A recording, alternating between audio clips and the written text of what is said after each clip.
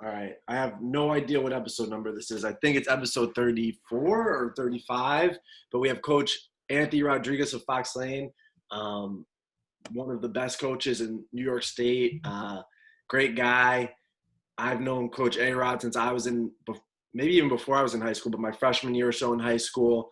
Known him for a really long time, and then watch both of his sons wrestle, but watch Steven go through the club and, watched him do both roles as dad and coach, and obviously did a great job on both.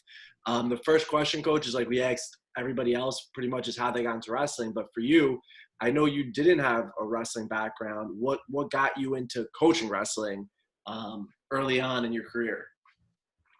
Well, for me, I didn't wrestle in high school. It's probably my biggest regret, probably in my life, that I didn't do. I never really was pushed into it. But before I got my job at New Rochelle, Jim Guccione, who's my uncle, was the head coach there.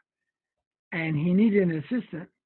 And he asked me, and I said yes, only because he's like my brother. So I said yes.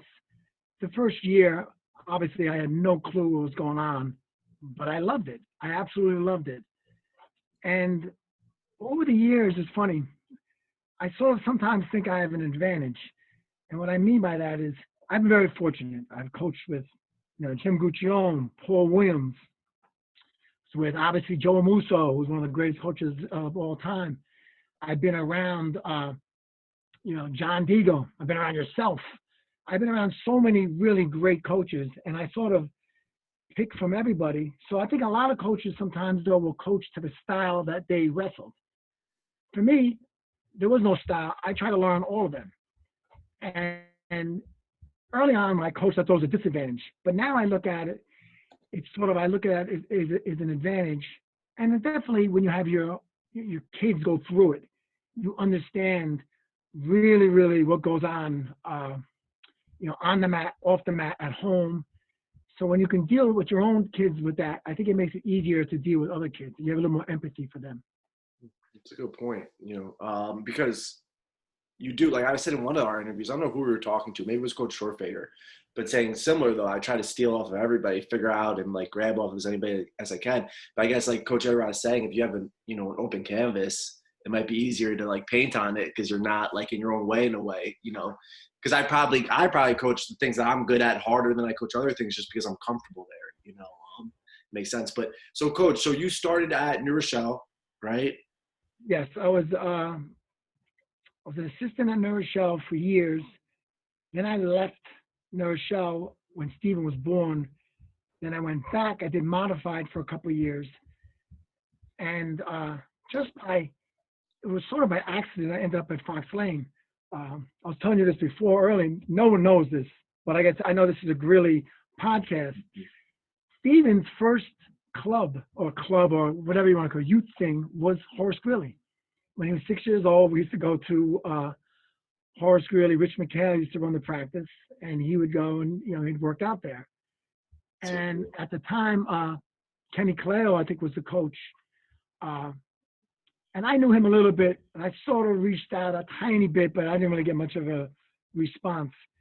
And then it turned out I was playing softball, the guy in Kisco who coached the girls softball team. And I started helping him. He blows out his knee within like 2 days. I go from just helping out to running the team. And then the athletic director, Tom Coyone, came to me and he said, listen, we have a spot on the modified for Fox Lane. Now, Steven was like 6, 7 years old, and I jumped at it. There was no way I was going to pass that up. And I remember, Jim Guccione was mad at me because I knew they were going to be really good. We had a good modified team. I knew they were going to be good, but there was no way I was passing that up. And the rest is sort of history. I was with Modified for 1 year, and then I became Joe's assistant, and then here we are. So when you were leaving New Rochelle, because I remember high school in New Rochelle when I was in high school, but I know you were at Fox Lane when I was a freshman. But like, so did you have like the Eddie Ortizes and those guys, or they were like modified when you had them and stuff? Actually, I coached Eddie. It's funny. It's a funny story. I coached Eddie in football. He was in 9th grade. He was a pain in the neck. And there was 3 kids that I was really pushing hard to wrestle. And Eddie was one of them. And Eddie used to come late, and I'd make him run. And he ended up his freshman year, obviously I was coaching modified, but we're all in the same room. And so I sort of, I guess you could say, pseudo coached him. And it's funny now, he's like one of my best friends. But Eddie, Gary Brazis, they ended up having a pretty good team. They had actually ended up having a really good team. A lot of kids that I coached, not because of me, but it was hard leaving them. It was definitely hard leaving them, but I knew there was not a doubt in my mind that Steven was going to wrestle. And, for me to get a chance to have an opportunity to potentially coach him, not even coach him, even like when we had matches in practice, he would come all the time. And then it was a perfect storm. I had Joe Musso, so it worked out perfect. I want to get into Steven in a second, not like go completely into Steven, but I want to talk about like the father-son thing and him being at Fox Lane. Because I think that, Steven obviously is a pioneer in Section 1 as a wrestler. But Coach, isn't it funny that he coached DeBellis? Isn't it funny that he coached Eddie? And like, I'm not going to knock the other Section 1 coaches, but there's like a couple coaches that I like to associate myself with all the time. And it's, will you tell me what coaches it is, DeBellis? Do you know what coaches? Yeah. Eddie Ortiz. Yeah, we got it. Yep. A-Rod. Yep. That's it. Yeah, I like Bill too. Oh, Swartvager? Yeah. There's a lot of them. Bill's a good guy. I don't dislike the other coaches, and I don't know who watches this. I don't dislike the Section 1 coaches. It's just there's certain coaches I feel that work their butts off, and a lot of people do. Maybe I don't know what other people are doing, right? But like, I just like being around A-Rod and Eddie and yeah, they're fun. Certain people, yeah, they bring like a good energy, and the kids, I think feel that energy. They're about Section 1 too, which a lot of the coaches are nowadays. Yeah. Great. It's so funny. Like I never knew about that. What's that, Coach? A-Rod's been around for a very, a long time in Section 1, and he's seen it change over time. Have you seen, like, where a lot of the coaches are now working together and really, trying to get a Section 1 team up to the state level, and everybody's kind of on board? Like Fox Lane and Greeley, we practice together all the time. John Jay Cross River always opens up their room for everybody, Do you think that it has changed over the years? Yes, definitely. That part has definitely changed. When I first started coaching, it was totally different. There was no social media. There's no video. No one really knew anybody. And it was just, everything was sort of hearsay. And there was a few, like, I guess, we always had coaches you're friends with, and the kids would come in and work out together. But now I think because of the clubs,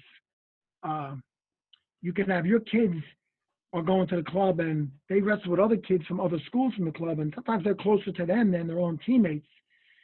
And it sort of becomes almost like a little bit of a family. And, it's not uncommon for us, or even a lot of schools, to have different kids from different schools. They'll come by practice because maybe their practice partner, maybe in their room, they don't have the great practice partner, so they'll come with us. Yeah. Or vice versa. We'll send someone to another school. And I think that part is definitely changed. I think everyone is looking to help. I think when you help others, you're helping yourself, and if you're going to close your room and just close your room and figure like, all right, we're just going to dominate and screw everybody else, in the long run, you're only hurting yourself. So if you're making other people, I was never afraid to bring kids in that my kids had to be, even including my own son, because I figured that objective is to get better. And that's how you do it. And maybe more coaches are starting to understand that and not be scared. Because I think when the club thing started, and Coach A-Rod would know better than probably both of us, because Coach A-Rod was in the section as a coach. Coach DeBellis, you were in Section 9 at the time. I think at that time, a lot of coaches weren't so into it because, John also was a tough personality back then. He's matured a lot since then. But, maybe they thought their way or the highway kind of thing. And that was it. They, like Coach said, maybe be in your own room. You think you're going to dominate. And that's that. When sometimes, you got to go challenge yourself against somebody that maybe isn't your teammate and figure it out, like iron sharpens iron kind of thing. And I think that's why a lot of those Fox Lane guys, under Coach Rodrigues and the Mussos and any other coach that was there, guidance got so much better because they weren't scared to go find, good partners and good workouts and all that stuff. And we'll talk about it a little later too, A-Rod, but like the whole culture at Fox Lane, I think is a really, really good thing. How they kind of hold each other accountable and they they'll poke fun at each other, but in an okay way, not in a bullying way, like more where it's kind of like, hey, you said you're going to do this, you didn't do that, you know, like I kind of like that. I like that accountability factor that they have at Fox Lane. But we'll get more into coaching Fox Lane a little later. What got you to get Steven really into wrestling, Coach? How did that start? How'd you get your son to say, hey, let's start doing this? Steven was just sort of, Steven followed me. He'd follow me around. So he was literally coming to the sections. He was 2 years old.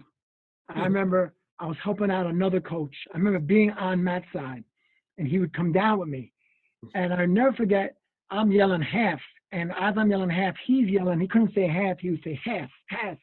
And another coach came over to me afterwards and said, the scary thing is he's saying it when the kid's supposed to do it. He's not just randomly saying it. So he loved to be around the kids. He loved to be around, he loved to watch. You know what I mean? So by the time, seriously, he was coming to practice, first grade, second grade. By the time he was in third grade, he was wrestling every day in practice. He just loved it. If anything, like, I think people on the outside, if they didn't know, because if you saw Steven, you knew he was very driven, and very serious, very driven. And I think a lot of people that didn't know me would think like, he's a typical crazy, father who's driving his kid and pushing and pushing and pushing. It was actually the exact opposite. Yeah. The fights we used to have, because I used to think he did too much. I tried to slow him down. But he just sort of morphed into it. Like that's why I'm like, when he was 6, 7 years old, I knew he was going to wrestle. He looked at everything at a different perspective. And I always knew he'd be a good coach. Because even at age 8, 9, 10, he would see things that, he'd see things that I didn't see sometimes. And it was just something that he was very good at it. With sports, he was like that. Baseball, he was the same way. But he liked to be where I was. So even in his 20s, sometimes he'd be home. He'll get mad when I say this. And I'll tell him, let's say I'm going to get gas. I'm like, Steven, you want to go? He'd go with me. Oh, He'd go with me. He just like, we always had that thing, where he just, where I went, he would go. That's awesome. Well, I wish I could have that when, Luca gets older, he wants to do the same type of stuff. But like, Steven was so fun to watch in high school. He was such a tough, he still is a tough guy, but I don't know if he remembers this. I think I busted his chops on this once, but you'll get a kick. I probably told you this too, Aaron. But my junior year, I was wrestling Hoke in the section finals, and Hoke's another good coach who I like a lot. He's actually one of the good guys. Yeah, very good coach. Yeah, good coach, good guy. Like the kids like him. He's awesome. And for whatever reason, I'll never forget this. I knew Steven because I think Steven might have just started coming around the club, or I was a senior in high school, so you got to figure Steven was like a 6th grader or so, or 5th grader. So I don't know if he had come yet, but he was around. Like I knew who Steven was. I knew he was your son and stuff. And Hulk had my leg up late in the match, and Steven was the whacker. Oh yeah. And Steven was furious that when he whacked the kid, the ref, and I won the match. It was close. And Steven was like, oh, pissed off. He walked off the mat. I was like, years later, I'm like, Steven, what the hell was that all about? He goes, oh, I don't even remember. I go, okay. But it might be a Greeley Fox Lane thing. I don't know. No. Well, it was funny. Steven was the best, though. And then I remember when I got into coaching, and Steven, I think my first year coaching, Steven was a senior. So Steven was already kind of did his thing. I watched Steven when I was at Hofstra, and I always knew, at that point I very well knew Steven, and I knew him good. But, I love showing the kids, how when he wrestled, I would, make certain kids, the good kids, really watch him. But watch what he was doing. Watch how physical he was. Watch how he would, put pressure on the guy's head before he would let him up. And, just the right attitude. Always had the right attitude, and it was awesome. It was always fun to watch Steven. And in college, same thing, what a career that guy had. When he was young, he used to love being the towel boy. He used to like being in the big matches. And he'd be 8 or 9 years old, and he's like, Dad, I love being out there in the big matches. And when he was young, I used to joke around with him, and I'd be like, oh, one day that's going to be you out, and you're going to be out in those big matches. But was he confident back then? Did he know? Was he like, yeah, I know? Yes. When it comes to he's not. It's funny because in a lot of things he's not confident in, but when it comes to stuff like that with wrestling, he's very, very confident. I remember at the time, again, he was young. He was at the Shoreline, and it was the finals. It was Kid Encarnacion was wrestling Ruben, and a real close match. And he's counting it down, 5, 4, 3, 2. And just when it got to about 3, a flurry happened, and the ref had to go dive. to see, we'll see if something happened. And a lot of kids would have chased the ref. He didn't chase the ref. He threw the towel perfect right at the ref. And it ended up happening was whatever call was made, I can't remember what it was the right call. Yeah. And if he waited a split second either way, you'd have had controversy. Were you nervous as a dad, even like, people say that you get nervous watching your kid wrestle, but even in that situation as a towel guy, you're like, oh God, I hope Steven gets the ref at the right time. Were you like, feel like, No, not with that. With that, no. When he wrestled, yes. But no, with that, no. Actually, stuff like that, no. I never even thought about that, to be honest with you. So when he was wrestling, what is there a memory that you have? Because obviously Steven was a state champ. He was a great wrestler. He has a lot of accolades. But was there something that you remember that really got you nervous, got the butterflies? Like, I'm sure there's a million stories, but was there one match that you were like, or one day or one tournament where you were kind of like, oh my God, this is killing my stomach today? You know what it was? I guess, he did very well, especially in Section 1. Obviously, he did very, very well. But you always worry, like, something might happen. He might get hurt. Anything can happen, in a match. So in terms of my anxiety, listen, the two matches that probably changed me, and I probably wouldn't be doing this interview right now if they didn't go the way they're supposed to, was his senior year, his final match, in the state finals, and then his year in the blood round at the NCAAs. And I remember when he was the senior year, and he was in the state finals as a sophomore, so I wasn't like I didn't experience before. But he didn't win. And his junior year, he took third. And it was almost like a fight at Fox Lane. It started with Mike Kuklo, where who's going to be the state champ. And that was a driving force in our program between, the Spinos, the Grippies, with everyone, Harrison Cook, who's going to be first, And I remember even going down. We were walking down, it was me, Steven, Sam, and Luke Spino, okay? And actually, me, Steven, and Joey Grippy, the four of them, they're all in the semifinals. We're having a tournament. And they're all arguing about who's going to be the first state champ. And Sam is like, little boy Sam's like, I'm going to be the first state champ. Like little squeaky Sam. I'm looking at him, Steven, what are you talking about? Sam goes, I go first. I'm the first one. I go first. And then they start, oh, you're going to lose. But that's how they were. That's how it sort of started. Kids are like that now in our program. Yeah. But that match his senior year, I'm going to get all over the place. I could barely speak. I was so nervous. And I just remember thinking, I knew how hard he worked, and no human being worked or wanted it more than he did. And we, in the program, that's our like mantra, outwork people and do the little things right. And I'm like, if this kid doesn't win, how am I going to coach anyone else? I want to have a heart because I know what this kid has done. No one can ever do more than he did. And if I can't bring him home, there's no sense. And, he won. And I had the exact same feeling when it came down to the blood round at the Garden, 2016? Same thing. He got there. He worked so hard. Oh, my God. And, same thing. I couldn't even speak.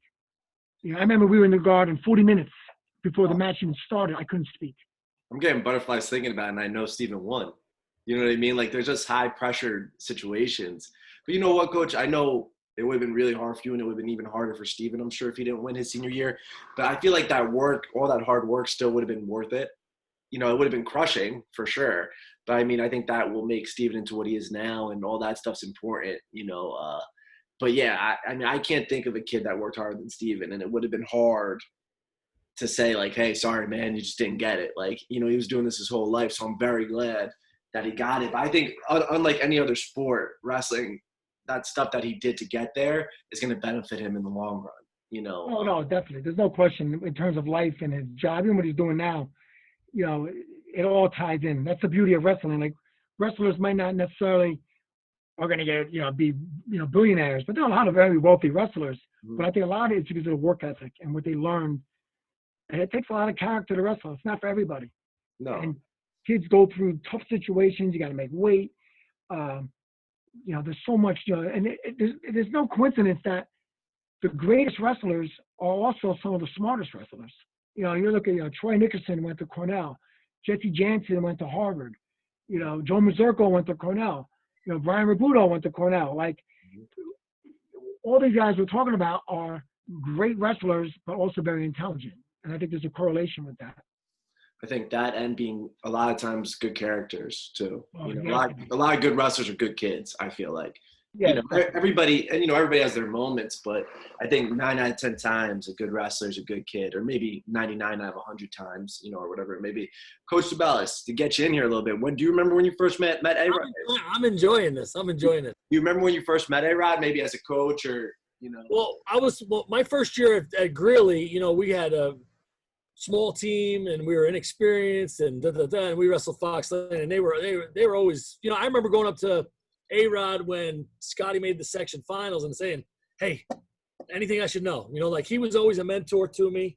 You know, he was always great. You know, he never Mims when he made this. Yeah. Like, what, you know, what? And he says, "Just wrestle, just go out there and do it." You know, so, you know, he's always been great to our program. Great friend to Section 1. Great friend to his team, his school, and you know. So that's what I remember. A-Rod's always been a class act for sure. Always, 100%. And I'll go into him as a coach too, because I experienced it as well. But we'll get there in a second. I wanted to touch on real quick before I forget, Coach, what you were saying when you guys were walking to the tournament, and it was you, the 4 guys, and they're like, "No, I'm going to be the first one. I'm going to be the first one."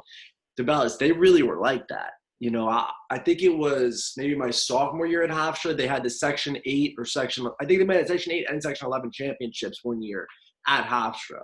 So I was a student there. I was wrestling there at the time. So A-Rod brought the boys up to watch the finals.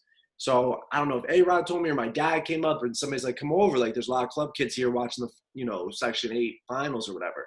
So I went over there, and they were talking crap to each other the whole time. I loved it, though. I was like, you know, I almost wished in my head, I was like, man, 4 or 5 years ago, I wish people were talking to me like this, because I would have been fired up. Like, they were like saying things to each other, like, and then you could tell the love was there too. It was a weird thing because you could feel like the caring, but they knew what buttons to press. They knew what was going to bother the other one. And they would always put like something on the line. Like, they would be like, "Oh, you need to do 25 push-ups right now or you won't be a state champ," or whatever it may have been. And they would get really upset because there would be like a crowd like, "How am I going to do 25 push-ups here? Take it back," or whatever it may have been. You know, and I think A-Rod has a really funny story about that you told me, A-Rod. But, like, they really did that stuff, right, Coach? Like, you know. That was a daily, absolutely every day that happened. My favorite story with them, it happened, like I said, in practice, everything they did that happened. It could be at John's, like climbing the rope, you got to do 5 more, you know. But they were doing pull-ups, and Luke Spino was on the bar, and he was just about, you know, you could tell he didn't have too many left in him. And Steven's like, "If you don't do 5 more, you're not going to be a state champ." And Luke probably did like 2. He might have done 3, and he couldn't do any more. And he was hanging on the bar. And he's like, "Take it back, take it back." And Steve's like, "Nope, nope, I guess you're not going to be a state champ. Nope, nope." And he would not let go of the bar. And he's screaming at Steve, "Take it back, I'm going to kill you, take it back." And Steve goes, "Okay, in tennis, you won't be a state champ." And he dropped off. You know, that's awesome. I almost wish, and I love our kids, Coach, and they did a good job this year for considering how inexperienced they were. But I think nowadays, and it's just not our kids, it's a lot of kids. I think nowadays people are a little nervous and they stay away from like competition in a sense. And, you know, they don't want this kid to say the wrong thing to their kid and blah, blah, blah, blah, blah.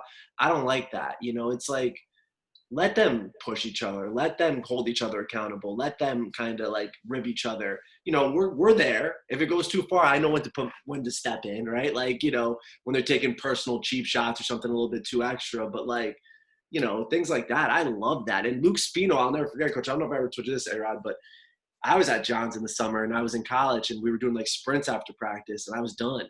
And Luke was like, "If you don't do like 5 more sprints, you won't be an NCAA All-American."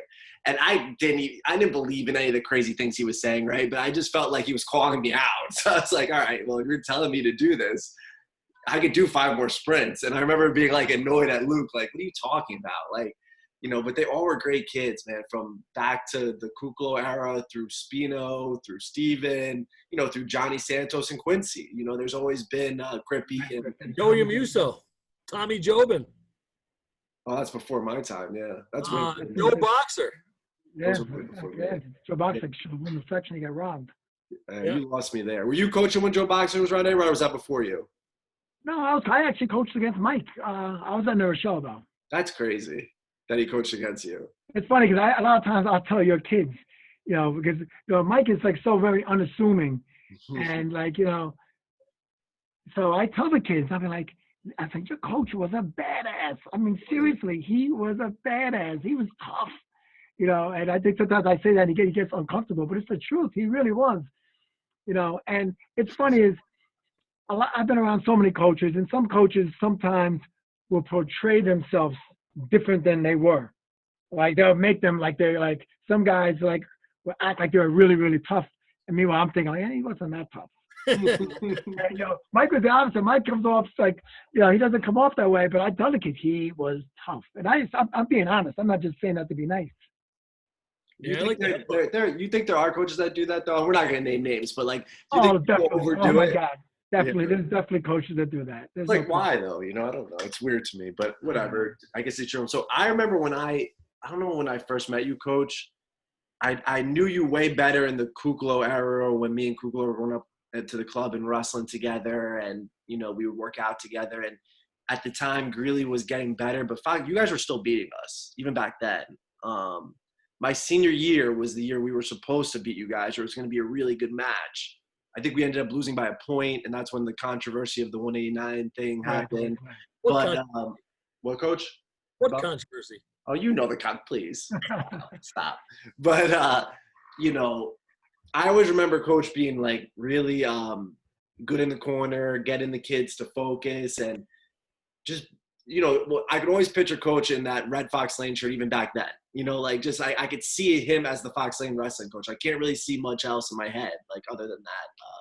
Do you think it was different when you were the assistant back then, or do you like it more when you became the head, or like how was your the whole transition? It's a lot easier being the assistant. It's a lot easier being the assistant because what ends up happening is, people are going to answer to the head coach before the assistant coach.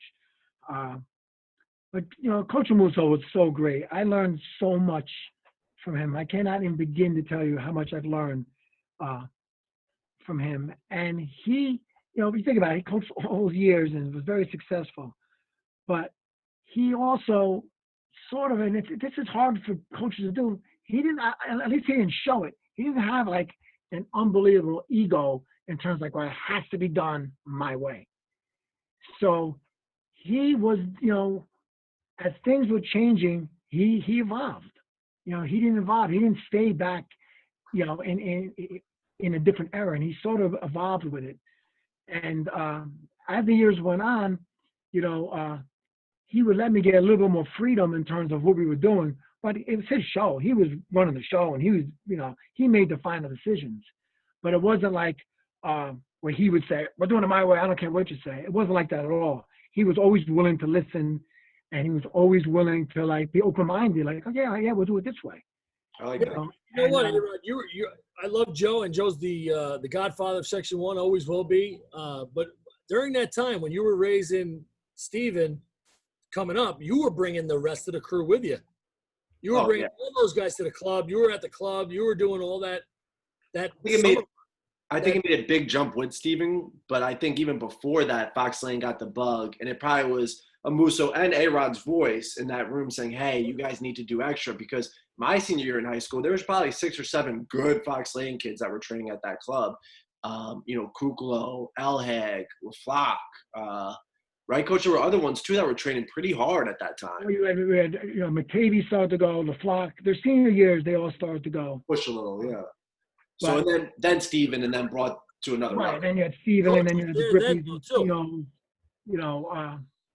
I mean, the thing with the club, I think it's a lot better now than it used to be. I think a lot of coaches were threatened by John. Yeah. So, listen, the reality is John comes. John is, I always say this, John's forgotten more wrestling than I know. So, but back then, John wasn't afraid to tell you that. So I think a lot of coaches were sort of, they didn't want that they would ban their kids from going and, "Oh, you can't go," and this and that. And I'd be like, it's ridiculous. He's making the kids better. Now, I was fortunate because my son went, and I went to every single practice. So again, I learned so much from him. And the thing that really, really, I think gave us an advantage over everyone else was that I saw what John was doing every day with them. And I also saw how John could be brutal with kids. Really like we're absolutely like, undress kids, like, verbally. And I would be the one to tell the kid, listen, is John yelling at you? And he'd be like, yeah, is John cursing? Yeah. That means he thinks you can win. And instead of going home thinking, oh, John cursed at me, they're like, yes. They're happy about it because like John thinks you can win. He's not going to yell at you if he doesn't think you can win. So I sort of knew what he was doing, and a lot of the things that he was doing, we incorporated in our practice. You know what I mean? And like I said, I'm always looking for different ways to learn. I remember when Max Ashton was here, and Stephen worked a lot with him. It'd be me, him, and Brian. Stephen, Brian, Max, and me. And we'd be at the Robutos, or we'd be at the club, and I would sit there, and Max would show stuff. And I'm like, I know nothing. I'm supposed to be this highly qualified coach, and I'm like, I know absolutely nothing. I mean, this guy is incredible how much he knows. So you gotta be willing to always learn. I mean, you have to be. If you're not willing to learn, you stop. You stop growing. True. So I think the club thing. Listen, listen. Do we do a good job? Yes, but is Fox Lane winning these section titles without Anthony, without John? It's like, no, there's not a chance on earth. That's not happening. Our kids put the time in. They put the time into the club. They work hard. And without the club, they're not going to be successful. And that's the reality. So I don't look at it as an ego thing for myself or like I'm Dan Gable over here. No, I do my part. But it's guys like Anthony, and John, and guys who put the extra time in the summer. People don't realize all the work that goes into this. It's not, we don't start in November and then end in February. It's all year round. In July, when it's 95 degrees and you're there, you're going to tournaments, you're going to Fargo, North Dakota. People have no clue, but that's what it takes. It's true. It's true. Coach, can you hear us well? Because I heard that all well, but you're frozen. So I heard, now you're moving. Now I can see you. Your screen was frozen for a second. I heard everything you said, and I appreciate you saying that. That frustrates me sometimes is that, and this shows why A-Rod's such a good coach, because he's able to motivate his guys, right? I think that is super important. Because he will pop in during the off season and he's talking to these kids and he's putting them through lifts and he's doing all these things and he's very much aware of what's going on, which is super important. He's doing lifts 4 times a week over the summer. Yeah, which is unbelievable. But to give the kids the drive and maybe the confidence that they should be doing all this off season stuff and maybe giving them the cheat code on how to deal with some of John's behaviors, and all that stuff, it's important. Like I was thinking when he was talking about does John yell at you? Oh, he thinks you can win, all these things. The first person that came to my head was Nino. He's going to be a senior this year. He's ready to put in the work. He always has put in the work, but he'll do anything in his power to be a state champ. And it doesn't matter if John has to yell at him or A-Rod or me. And I don't yell at, I don't think A-Rod probably yells at him too much either because he's a tough kid and a good kid, but he don't care. He will do what he needs to do. And that's something to say with A-Rod's culture over there. Because these kids learn the sport, and Nino hasn't been wrestling since a second grader, right? He learned the sport later in life, and ninth, eighth grade, right, Coach? So, I think that says wrestling moves are great, right? Learning good technique is great. Learning how to teach good technique is great, which A-Rod has been able to do. But I think more important is being able to get your kids to understand how important this is. It's not about just winning and losing. It's about, hey, let's get tough. Let's get mentally tougher. Let's commit. Let's do this and that. And that's what frustrates me because A-Rod was very nice talking about John and I in there. But it's I'm there, and it's a little hard for me to get my guys there when 15, 20 Fox Lane kids are in the room and they're working their tails off. And I'll do anything to help those guys because that's my job at that moment, right? But I'll look around the room and be 12 Fox Lane kids, 2 Greeley kids, great. It's frustrating, but they do a good job. Well, you know what it is too. What's helped with really the 2 things that I think elevate is not the right word because I don't like to look at myself as elevated or from anything, but it helps when having Steven. Steven was so successful. Steven, the kids. It's funny. The kids know of him but they don't. I mean, he coached a few years ago, so it's different. But before that, they looked at him almost like godlike. Yeah. And then he came back, and he coached the 1 year with us. And what ends up happening is because he did so well, and we've had a lot of success, the kids that come up, they will listen because it's not like we've been bad, and there's sort of a formula. It's a very simple formula it takes to win, but you got to put the time in, and having Steven certainly, I think, validates me a little bit. And then a couple of years ago when he coached, it's funny, before he came to coach, I was seriously thinking that I was probably going to get out either when Matt Grippy was done, but then I knew Quincy was going to be really good too. But I was sort of thinking, I was starting to get a little bit disenchanted. That's not the right word, but whatever. I've been doing it a long time. And then I coached with Steve in that year. And it was funny. I went from, coaching to mopping the mats. I let Steven run the show. Like the first practice, he sort of was like still deferring to me. I said, Steven, run the show. And it got to the point, like if I even said something, he'd glare at me sometimes. But I learned so much from him. And he sort of has like a little bit of a system that is sort of unique that it's not like we're not breaking the atom here, but it makes so much sense. And it sort of, coaching with him that year recharged me. It really, really recharged me. And, listen, as long as I'm healthy, hopefully until they fire me, hopefully I can still coach. It's the best thing. I can't. Hey, we always have a spot at Grill. I was gonna say we would pull you over in a second. We bring you any day of the week. We'll fire Khalil. Get bored at Fox Lane, but I always say to Coach DeBellis when maybe I say things I shouldn't say or whatever, I'm like, what are they gonna do? Fire me? I'll go coach at Fox Lane with A-Rod. So either way, I might come join you, A-Rod, eventually. We'll see how things go. What'd you say? Take it back. Take it back. Take it back. But well, let me say one thing about A-Rod. Not the one thing. There's a million things I love about A-Rod, but. Yeah. When we all practice together at Greeley, and those guys are like our guys. Quincy and Johnny Santos and all those guys. They're like, they're not Greeley guys, but they're part of the squad for sure. But I love when A-Rod says, who are you gonna beat that you're not supposed to beat this weekend? Who are you gonna beat? Who are you gonna beat? Who are you gonna take out? What higher seed are you gonna get at the end of practice? I always stole that. I was like, oh, that's. And then the second thing I love about A-Rod is when they're in a big match.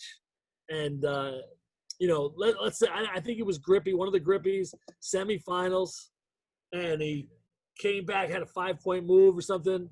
Joey probably. Was that against Cody? No, Matt did too. Matt was crazy 2 years ago. That round. Yeah. Jacob Barrera had a 1-point match in there, and so did Graham Cuomo. That round was insane. But I remember Joey Grippy, cement mix Cody. Yes, he hit the wrong way, though. It worked. Pure toughness, then, I guess. He was like, I'm getting this. Like, there's no doubt. That was great. That was a great match. Yeah, those Fox Lane guys, they just have the right mindset. And that's A-Rod. Like, if you look at the program, too, like, they'll get random kids. Like, the season will start, and all of a sudden, they'll have a tough guy. And I'm like, who the hell is this kid? Remember Luca Friedman. Well, Luca, I knew Luca was going to be tough, though. Luca, I talked to A-Rod a little bit before Luca. I knew Luca had a little toughness in him. But their 106 this year was a tough kid. I didn't know who he was until I saw him wrestle. I'm like, holy cow, this kid's a scrapper. The year before, Jamie, I had no idea who Jamie was. Jamie came out of nowhere, and he was an all-section wrestler. It's like, he's able to get in their heads right away and help them, believe maybe that they're capable of doing these big things. And, you got some tough kids there. Greeley's a little different animal, I guess, in some of that, where some of our kids that we're getting aren't like Jamie's a tough, scrappy kid, and A-Rod gave him the confidence, and boom, he's all section. Some of our guys maybe aren't that type, but they'll get there. But what you said about credibility, Coach A-Rod, it's like once we had that good year with Jacob, Aaron, and Matt, we had 3 All-State guys. We were like 7th in the state or wherever it was. I really thought that was going to help us this year a lot more than maybe it did, because they could see it. They could see it. They could see the results. They could see that it worked. But I think I might have let my foot off the gas a little bit, thinking like, I have Matt, Jacob, and Aaron on the team still when I did it. I really think that's a thing. But I was hoping, like you said with Steven, Coach Rodrigues, that like when they see guys that are so successful, that success breeds success, kind of, and I don't know if that's only it. I think it's the culture you built there too, because like for us, that wasn't the only answer.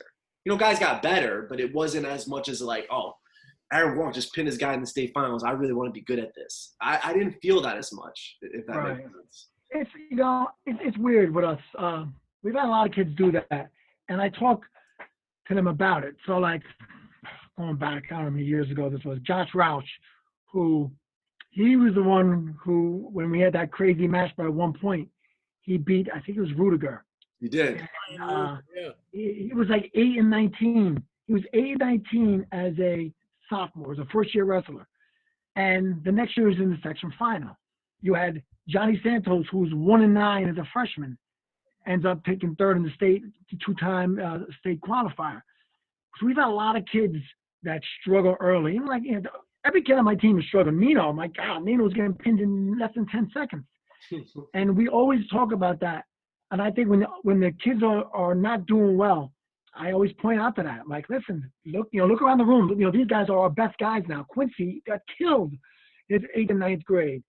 But look now, because they work hard, and that is just like, that's the thing. Our kids are willing to work hard. I mean, there's just no question about it. I mean, today, I can't go because it's illegal for me to go. But I think we had 15 kids at the high school this morning running. It's awesome. All on their own. I have nothing to do with it. I have nothing to do with it at all. I have kids all the time especially with the pandemic, texting me, give me a workout, give me this, give me that. It's just it's almost like we got the snowball going. And the snowball's rolling down the hill. Speaking of your guys, Nino sent me a video of him hitting a move on his nice cousin. Yes, he sent me the same video. Yeah, and he's like, hey, is my stance okay? And I'm thinking in my head, I'm like, why are my kids not? I mean, they're doing a great job too. I'm not, my kids, like, we Zoom twice a week, Coach. So we've been Zooming twice a week, and I have nothing to do with their captain's runs they've been going on too as well. And they're actually getting better numbers than I thought they would too. So hopefully maybe the bug is starting to come to them and they're doing the right stuff. Because it's a great sport. Like I said earlier with the Steven comment is, of course, Steven more than anybody deserved to win a state title, so I'm so glad that he did. But all that hard work that he did to get there wouldn't have been forgotten if he didn't win that state title for him and his progression of his life, right? So, like, these kids need to realize, I think, that, yeah, winning championships is great, but you should be trying to be the best you could be. Because when you become whatever you're going to be after this, you should be trying to be the best you could be in that. And then, dad or mom, you should be trying to be the best you can be in that. And hopefully it starts to turn over and we get that a little bit more. But we'll see. Yeah, it's the whole. I always tell them, it's almost like a game of life. So there's a correlation. If you're going to do something, be good at it. I say that to the kids all the time. Like, if you're going to wrestle, you might as well be good at it. You know what I mean? I mean, it's a tough sport. You gotta make weight. You're sweating. I'm yelling at them. We have matches sometimes. When we should have the place packed and there's 10 people there. It's hard. But I'm like, but you can. I think the beauty of wrestling more than any other sport is you can control how good you're gonna be. And in basketball, listen, if you're not tall or really athletic and jump, come on, it's not happening. Football, big, fast, it's all about speed, natural ability.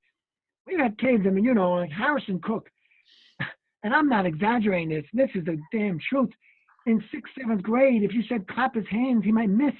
And he ends up, loses the section final in his junior year. Senior year wins the section. He got screwed in the States. That he was on such a roll that who knows what he could have done. He ends up going to UPenn and wrestled 4 years at UPenn. Mm-hmm. For a kid, if you'd have told me that Harrison Cook in 8th grade was going to do that, I would have been like, not a chance. But that's the beauty of it, and that's what we try to convey to the kids. That it doesn't matter how big you are or anything. If you want to be good, you can. You can. And they look around the room, they see the other kids, and I think that's what happens. And they're like, screw it, I'm going to be good. Yeah, and they find ways to win. Like, it was funny you were talking about the Josh Roush match. Josh Roush and Khalil's cousin, I forgot his name. He was on your team too. Yes. Yeah, they both won, and he beat Nadler. And then they wrestled at divisionals, and Ryan and now they're both got those wins back. And at that point, we hadn't beaten you in how many years? And I was like, we lost by a point, and you two guys that wanted to do it here, you didn't want to do it in the duel. And then when I was in high school, I don't know if A-Rod remembers this match. I actually, obviously he does because it's the 189 thing. But it was really close. I think we lost by 1 or 2 points. Yeah, and point. I wrestled Peter Cook. Yeah. I was supposed to pin him, but I only teched him. And then Greg was supposed to like pin some other tough kid, Nick something or other. Nick Indiana. And Greg only majored him. And then some random kid on the team that was a tough heavyweight, Burke only decisioned. Yeah, bad. Joy those 3 things, and that's why we ended up losing the match. And I'll never forget it. That night, and that shows that those Fox Lane guys were working hard back then too. That night, me and Kuglo talked, and we went up to the club to practice again because we both didn't have much of a match. And Peter Cook came too. And when I say I pinned him about 15 times that night, I'm like, you son of a bitch. But he was tough, man. He was tough. I think he bridged all the way from one side of the mat to the other side of the mat. I'm like, how is this kid doing this right now? But they got the fight. It's great. It's great. It was a lot of fun wrestling them, though. It was always fun when we thought we had a chance, and we, that makes the dual meet a lot more fun, for sure. But that's the beauty of a dual meet. And I think all coaches convey this to the kids. It's not like, in basketball where, LeBron James take the game over and score 50. Matt Grippy can score 6 points. And that's just I could put a JV kid 6 points. It doesn't really, each match is his own entity. And we talk about that all the time. And like winning dual meets, sometimes the most important match is the match where you don't get pinned. Even a couple of years ago, we beat North Rockland in that crazy match when Quincy got the pin. We went out the door on them, and Quincy had the pin to win. We had another kid who was getting killed and ended up getting majored. He didn't get teched. And then I had Thomas Prisco, who was another one. He was getting barred to death. And most kids would have packed it in. And he ended up getting majored, but he didn't get teched. And our kids understand that. So when they lose a match like that, the entire team will embrace them. So if a kid's wrestling a really good kid and he doesn't get pinned, or he saves a point here and there, our kids are aware of it, and they make a big deal out of it. So it's not just about always winning. You can win, you can lose a match and really win the match for the team. Yeah, it's important for the team to understand that. I mean, my junior and senior year at Hofstra, that was basically my job. So I try to convey the same, I keep saying that word wrong, the same message. Like you could save the team if you don't get tagged. You could save the team if you don't get pinned, if you fight off your back. At the same time, you lose a 1-point match when you should win, you're hurting the team too. It goes so many ways. Like you said, every match is its own thing. Dual meets are awesome. But me and DeBellis have spoke about in other interviews, and Fox Lane's been in some really big dual meets, but we talked about in other interviews, like until they make, other than Section 1 duels and maybe league matches, like it's cool to win a league title.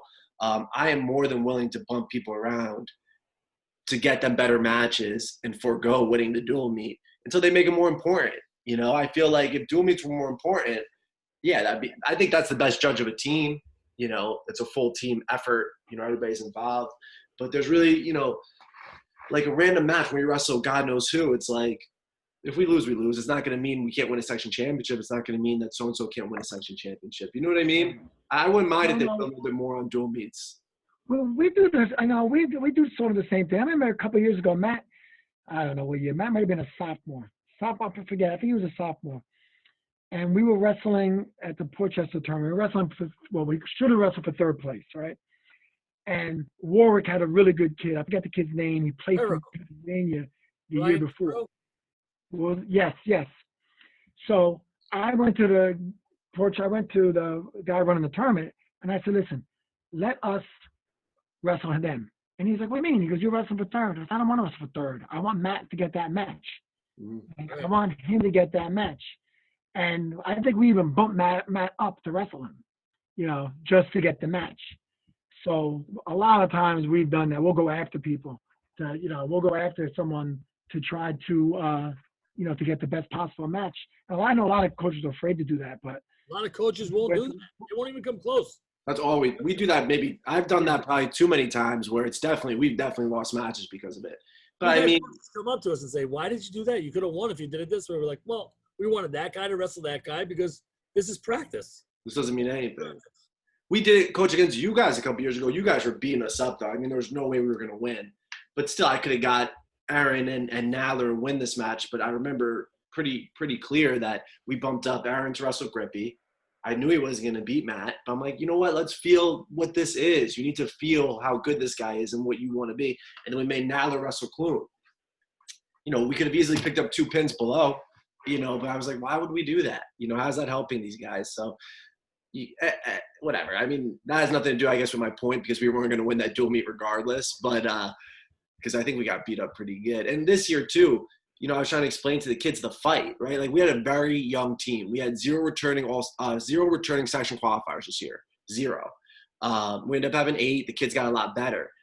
But when Fox Lane was an awesome team. Everybody knew Fox Lane was good. The first time we wrestled you guys, the kids actually wrestled really tough, I thought. I mean, we got beat up, but they wrestled pretty tough. Yeah, they definitely did. The second time, I don't know what it was. Maybe they were a little tired. It was a little later in the season, and Fox Lane was way better. I knew we couldn't win, right? But the spark wasn't there. There was some.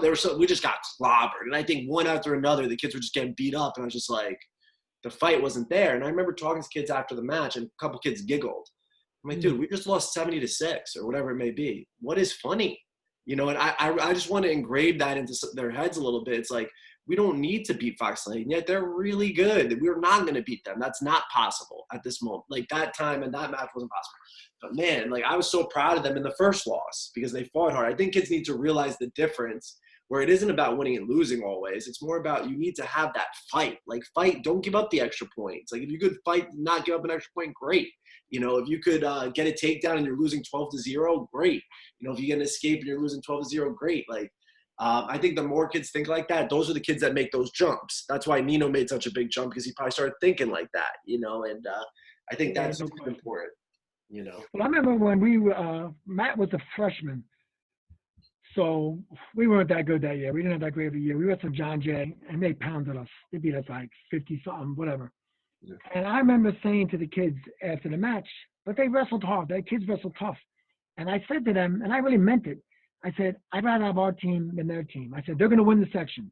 And I said, they're going to probably have a couple of guys on that team even place at the state tournament. I said, but I'd still rather have this team, because this team is going to have, there's someone on this team that's going to be a state champ. And it turned out, you know, Matt was in the state finals 3 times. Quincy, we've had a lot of guys in the state finals and lost, you know, but but I remember, you know, hammering home to them that, you know, we were young and, like, you know, it's going to happen. Like, it's going to happen. You guys just believe me, this is going to happen. We're going to turn it around. And once we turn it around, it's going to be tough. And, you know, it sort of happened. I mean, you know, it's weird. You start to learn, like, I learned a lot from Amusa. So I'll tell you a couple of real quick stories. You know, I come from New Rochelle, and Gooch is very emotional, and I'm emotional, you know. And sometimes a kid would lose a bad match, and he'd yell at the kid and scream at the kid. And I remember coaching with Joe in the first couple of years. You know, I'm definitely taking a step back. I'm just like, whatever he says, I'm just following his lead. Kid would lose a bad match, and I'd be like thinking to myself, man, this kid needs to be torn into. And Joe wouldn't say a word.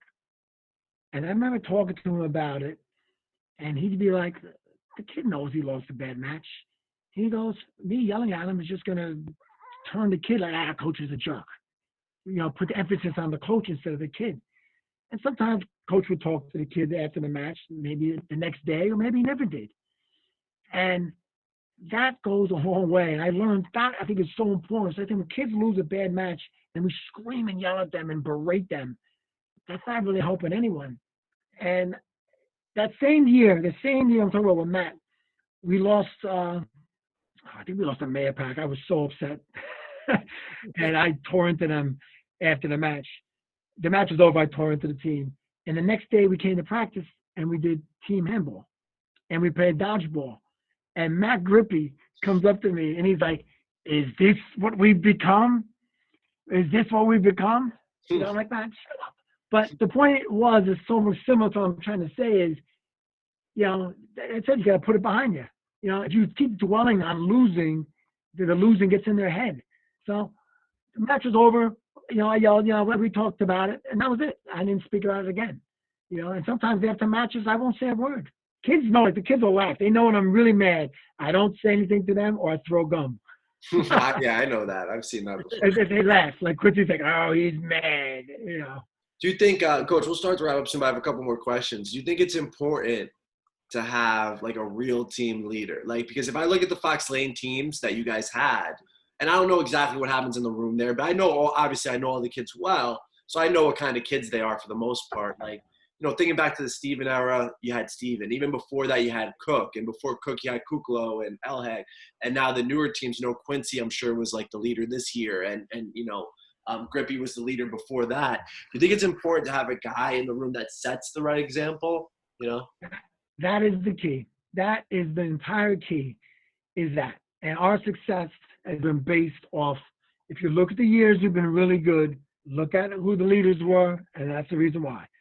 And, we had a few years, I think seven, I think how many years I coached varsity. I'm the head coach, 7 or 8. First few years we did all right. I think we were like second in the section, third in the section. We went like in the top 3 the first couple of years. Then we had a few years we didn't do that well. Those years, no leadership. There's no coincidence that the little run we're having now, it's, Matt Grippy was a really good leader, and Quincy. Quincy was one of the greatest leaders I've ever had. And he worked so hard. He was such the model student. Like, he acted the right way. He talked to the kids the right way, in school, out of school, in the room. He would drive kids to the club. If kids weren't at the club, he would let them know, but he didn't do it in a jerk way. He did it, and the other kids, like Thomas Triscoe was one of our captains, the same thing, just great leaders. And what ends up happening is they would say stuff, I don't have to say anything. I don't have to say a thing. And there were many times Thomas would say to a kid, "You haven't gone to practice. That's why you're losing." It's perfect. I don't have to say anything. And that's the whole key. That is the entire key to success. If you don't have good leaders up top, you're not going to win, because when wrestling, things are always going to go bad. Nobody goes undefeated, right? You're going to lose. You're going to have rough times. And you need strong leaders for the kids to pull through, not just the coach, because the kids are used to the coach saying something. It doesn't mean as much if I say something. But if a kid says something, hey, you're not working hard enough, that resonates. That definitely, I think, resonates with them. And like Quincy was amazing with that. He was probably one of the best captains I've ever had. That's great. Coach, what do you think about parent buy-in? That's the second most, that might be the most important thing, to be honest with you. Again, I remember we didn't have that great of a year, and we had a dinner, and I made every kid bring their parent. They had no choice. You have to bring your parents. And I, that night, sold the club like nothing else.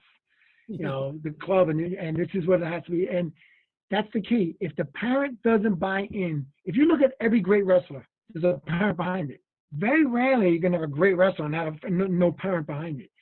You need a father or a mother that's going to take them to the club at night, bring them to different workouts, to clinics, to tournaments. That's the whole key. And I've had conversations with parents on my team this year where I told them all, at a younger wrestler, I told them all, I said, this ain't about me. This ain't about John Deagle or Grant Paswell, or this is about you. And they looked at me like, what? Your kid is going to be good as you let him. And the parent is the key. The parent has to support the kid. Sometimes they have to make weight. If the parent's going to be soft on them, guess what? They ain't going to make weight. It's very important that the parent buys into what you're doing, but there's a fine line with that too. We've been sort of lucky. Like, we haven't really had much of, Big Jake Hoffman was the last kid wrestler that we've had. So I get the kids in like basically 8th grade. 8th grade, okay, they do modified. I have a great modified coach, Tim Pubanich. He does an amazing job. And I'll get some of the kids in 8th grade. So the good thing about that is by the time the parent, I think, figures it out, they're out. So I've never had that much issue with parents, to be honest with you. And you're a really honest guy with them too. I see how you talk. Completely honest. I'm completely blunt. Yeah, like if the kid wrestled bad, you said he wrestled terrible. He wrestled terrible. Yeah, but you don't need that. I appreciate that. Like, some of these parents are, for lack of a better word, delusional. And it's almost like I don't get it, right? I have a 6-month-old, so it's a lot different for me than you guys. I mean, Coach A-Rod really gets it. He had two boys that wrestled, and Steven went through it completely, everything. And now you have Nikki and Jake wrestling. But it's like, I wouldn't want anybody to sugarcoat anything for me. I wouldn't want them to talk bad to my son, but like, tell me what really you saw. You're their coach, you know. Yeah, I mean, exactly. You're not going to say, like, oh, he stinks. No. You're not going to be like that. You're going to just be like, well, listen, this is what he's not doing. This is what he's not doing. And they need to hold him accountable, right? Coach, I feel like if Luca was, a coach told me that, like, he's old, this is like, we're talking about a 6-month-old right now, but like, if a coach told me that, like, hey, he could be okay, he's just not working hard enough, I would be mad at him. He doesn't need to be the best in the world, but if you're going to try something and you're going to commit to it, just give it your best. I mean, that's what you should be doing. You know, you make a commitment, you keep it, like things of that nature, you know? Yeah, definitely. I think, again, me going through it with Steven, and it wasn't just Steven, it was, you know, Steven, all the Grippies, the Spinos, that literally lived at my house. You know, so I lived and died with them. Those guys actually helped me so much because, you know, Steven would have, you know, stressful match, and, you know, he did lose match. It looked like he never lost. Yeah. And I couldn't dwell on it because I'd have Joey right after him, and Sam and Luke, and they were like my kids. And when you go through that with your own kid, you start to understand what really is going on. And a lot of times I can tell the parent, I know what's going on at home. I know that. I lived it. And when you can convey that to the parents, and you can, you know, they understand that I understand what's going on. I'm not sugarcoating anything. And I'm never rude or anything like that. But I'm always like straightforward what sort of has to be done. And that I think is important. But again, like I guarantee you, Mike, in 7 years, well how old's your son? Your son's what, 6th grade or 7th grade? Nikki is 5th grade. So in 8 years, when you, 8th grade though. All right. So when he's done, your hair is gonna be a lot whiter. All right. You're probably gonna have less hair, but you'll understand. You actually will become a better coach for it. You really do. Because I both ends of it. I had Steven, who did everything the right way. I didn't have to way. Then I had Scott, who was going to be better than Steven. Scott did things his way, and it didn't really turn out. It didn't turn out as well as it probably could have, but you learn. So it's, you know, you have to learn. I probably learned a lot more from coaching Scott than I did from Steven, to be honest with you. You know, I think we're like with Steven and some of the high-end kids, and I do this all the time in my room, and my kids will tell you this. Listen, my kids all summer, they're learning from Anthony and John has all these big-time clinicians coming in. And we'll be doing moves, and I'll say to Quincy, like, if I'm doing something, I'm like, Quincy, did I miss anything? Yeah, I gotta go. Joey cut her foot. I'll see you guys later. Do your thing. She okay? I don't know. I'm gonna go find out. All right, go do your thing. Yeah, Coach, you're the best. Thank you so much. Thank you. We'll wrap up. You're the man, D. Go do your thing. Go on there. So, no, but I say to kids, I'll say to them, you guys know more wrestling than I do. You know some of the intricate technique, they will know, and I give them ownership. So Jake Hoffman, Quincy, all of them, and they actually love it when I do that. You know, and I'll say that to them, like, you know, or if I'm doing a move, I'll say to all of them, like, am I missing something?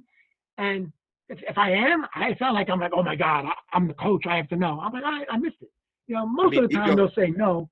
Not having you as a coach is super important. And that's why I think Coach Sabalos was such a great coach when I first got on too, Coach, because when I first came on to Greeley, he didn't give a crap. Like, I was in there, I was showing stuff. He never was like, oh, I don't do it that way.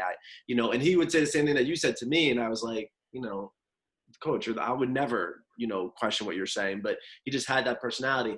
I had that a little bit with Jacob Aaron and Matt, where they could, you know, we could go back and forth. I have that a little bit more at the club than I do at Greeley right now. Like, I think guys like Camacho and now AJ and probably Grippy when they were there, and Steve and I didn't really get to coach. I was just starting, but like Camacho made me a better coach because like he was not disrespectful about it, but we would go over moves and he's like, I do it this way. What do you think? You know, like if I was going over a single leg or something, like a finish, and he thought like so in depth to it. He's like, well, if I did it this way and you gave me this type of pressure, how would that feel? And we would like play with it. And just having the lack of ego, I think it makes you a better coach because you're like, oh, you know what? That does feel good. I like where you're putting your hands in that position. And like, I feel that pressure. You know, next thing you know, now I'm showing it at practice, right? It's like, I think that's super important. And I think that's great that you do it do that with the kids because it makes them feel good and it's going to make the wrestling better anyways because everybody thinking together trying to make this move more perfect, I think is a good idea. Right. I still got that, a lot of that. I got that from Max Asker and Brian Robuto. Yeah. And a lot of times they would say, like, play around. I'd say play around with the position, you know, because like you're saying, you know, some kids want to hit it one way, some kids play around with it. That's the fun. That's the fun of it. Figure it out. There's more to it than they think, you know. Right, exactly. But when you give them ownership to it, I think they appreciate it. Like you can't be, it has to be done this way because some kids can't hit it that way, you know, or you have to hit certain things. You know, I mean, listen, there's basic things that you got to be able to do. We all know that. Yeah. But I think if you give them ownership, I think you're going to get more out of them. I agree. You know? Before we wrap up, Coach, last question for me. This one's a harder one, I guess, but I've asked a couple of people this as wrestlers, but as a coach, and let's leave Steven out of it because that's dad relationship, so there might be a bunch of up and down ones there. But what was your highest moment as a coach? And there could be a couple, right? But something that you felt good, it could be anything. And a moment where you're kind of like, oh, that didn't go the way I wanted it to go. Like, you know, high and low moment, if you could think of. Oh, well, I can give you a lot of highs. I mean, I'm just trying to think. When we have a lot of kids win the section, we have a lot of kids advance and place in the state.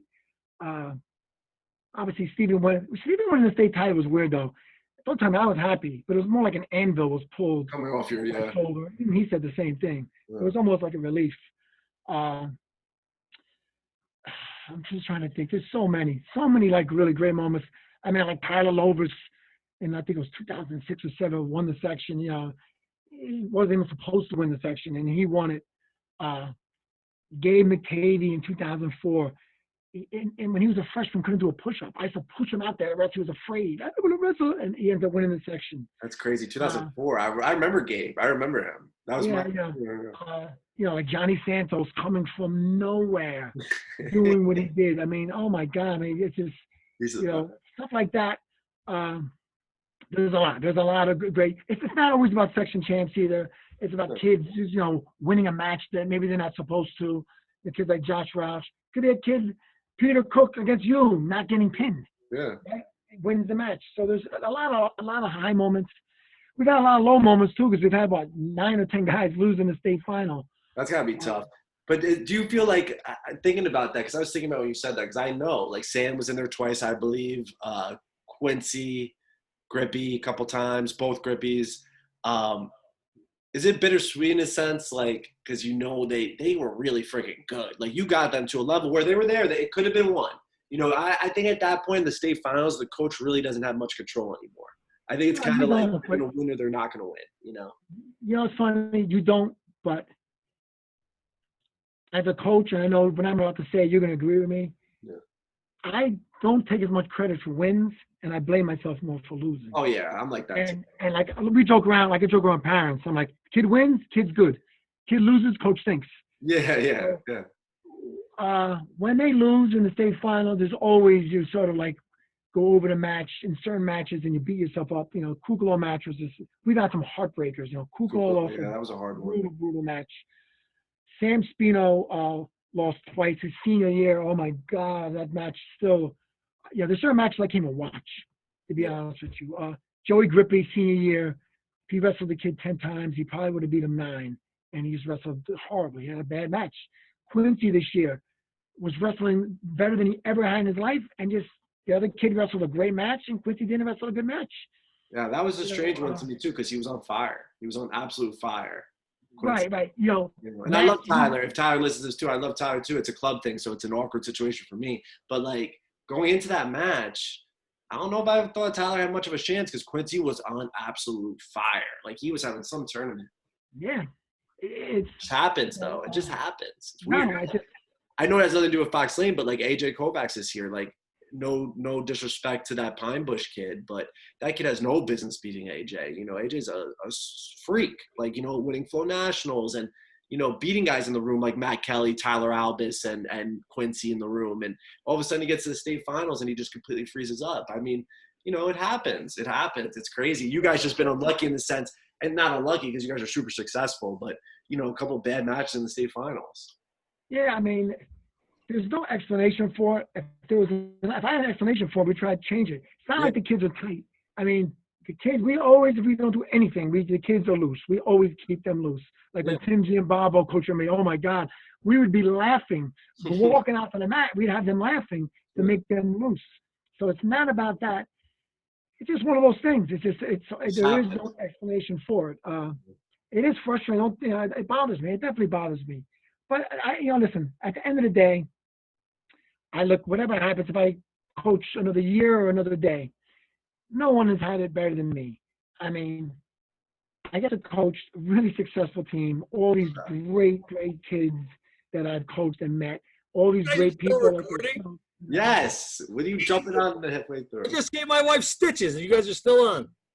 How many people get to coach their own kid and have their own kid? We win the section 3 times when he's on the team. That's cool. We're in the top 3 of the state 3 times he's on the team. So, yeah. He's the state champ. He goes to college. He becomes an All-American. Then he comes back and he coaches with me, and we win the section. No one has had that. I mean, no one's luckier than me with that.